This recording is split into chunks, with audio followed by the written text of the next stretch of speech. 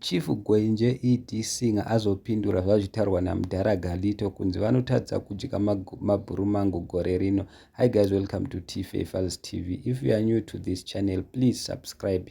But if you are a returning subscriber, welcome back. Tera munzwe response ya Chief Gwenje. Pezera wakungoimba nezvimwe zvinhu zvinoita ngone dhimoni. Handiti maitaura muchito weopposition weopposition mwana akati ndiri pano handikushakadzewo. Ukasatendeuka Gwenje kana kusimba kunamata mabhurumengo egore rino haumadyiwa. Iyo dai anga yakasika mhani yaiti rova futi nevese vanotengesa vakatengesa strike vaichiona chipowa zvima GD6 inogonakidza kugara GD6 sitire GD6 yawakapiwa ifa rinenge richigwadza richishuta kunge munhu wakagara parangave romoto. Mudzidze nemo munongopesvuka wana chembere dzinongopesvuka muchifamba.